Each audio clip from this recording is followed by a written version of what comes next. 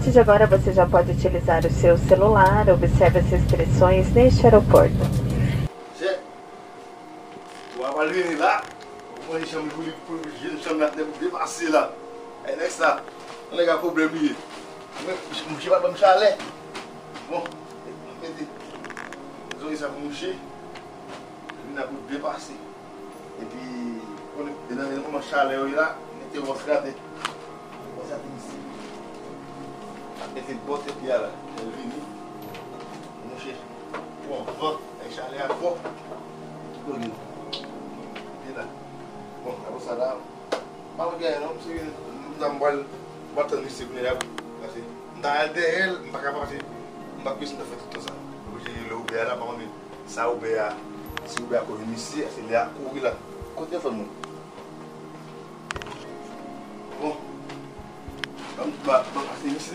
C'est d'habitude, l'airport là, avec un Wi-Fi gratis, j'attends des vosses là. Un bon vosse va me signer. Yo, il faut rien à faire. Mon cher, je connais le couvert pour avoir bien internet. Mais ça fait. Après, Uber a une bombe. Ouais, quand vous sortez dehors, vous sortez dehors, vous avez aussi un taxi. Pas bon taxi, non? Camper, de vous taxi. Je vais vous faire une pompe. Je vais une chose. Et puis, je vais vous faire une pompe. Je ne vais pas faire quelque chose. Je ne fais pas là-bas, tout ça double, parce que vous ne pouvez pas parler. D'ici, tout ça double, du tas, et puis bâti sur lui. Là, quand on peut parler, on avait dit. Et tout qu'il faut le battre. Pas de problème. Et puis le logement, il va savoir pour moi. Ça, bon, madame, moi, je pose là. C'est bien.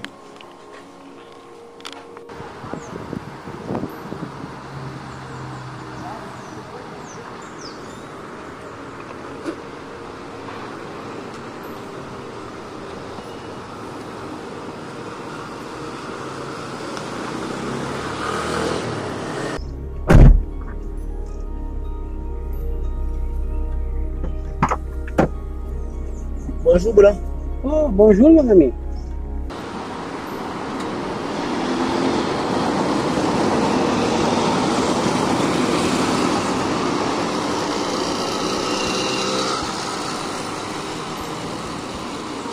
Ça va? Não, eu não falo haitiano. Vou falar crioulo e ele me diz bonjour. Uma vez um amigo meu me ensinou um pouquinho.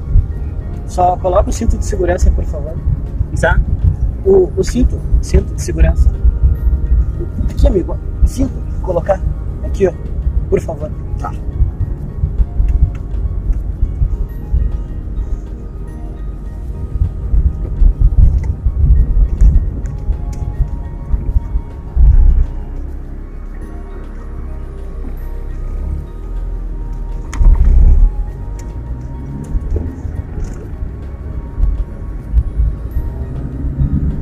Haitiano?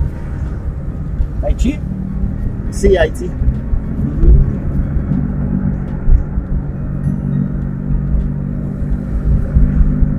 Tá gostando do Brasil? Tá? Sim. Faz tempo que tá aqui? Sim. Sim, quanto tempo? Sim. Sabe falar português? Sim, tá. Como? Sim, tá. Português sabe falar? Entende português? Entende o que eu tô falando? Sim, tá. Eu acho que ele não entende. Tu imagina esse negócio de parler. Que isso? De parler.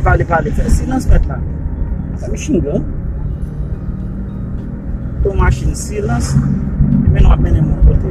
Alors que je me dis que pour venir chercher, pour quitter le travail là, pour chercher pour venir chercher. Nous pour mettre une machine avec un plan de on parle, on a bien fait. Entende português, amigo? Os amigos que tem pé. Entende português? Sim. Eu acho que ele não entende. Eu appelé de parler, mon machine. De parler. Ela diz maman, nega, eu como se me diz nega, parler português. Tu entende português, amigo? Sabe Qui falar te português? Ah, mais nem côté moi la vie. Português sabe falar?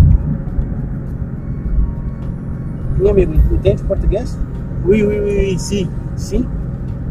Eu acho que não entende. Deixa eu ver se ele entende português. Eu posso te dar um soquinho na cabeça? Sim. Tá detendo isso. Vai me ter com ça, mon cher. Calma. Vai me ter com ça, mon cher. Tu falou que entendia português. Soquinho, soco, soquinho. Mas eu vai com a mun batman. Não entende português, amigo. Faz vídeo no pay, embarco mesmo trabalho, meter um trabalho. Ele tá até me xingando, não precisa me xingar, cara. Mas nós já sabemos batman. Tem casa muito de salvar papel. Faz vídeo no pay, nega vídeo no meter, nega vídeo no punante. Nega ando machine para levar no paquete de machine de levar. Não sabe brincar. Mas já vai com a metade. Você aí fez a buffin chercher mon a tout ça négatif d'ici dita. On a bon men négatif ma bon pour machine pour pas men négatif pas mal à la calia avec.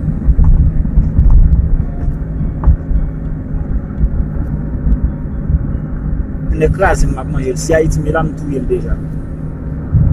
Si Haïti me l'a pas ta foutu café dans ton pays. M'a pour manger Haïti quand même.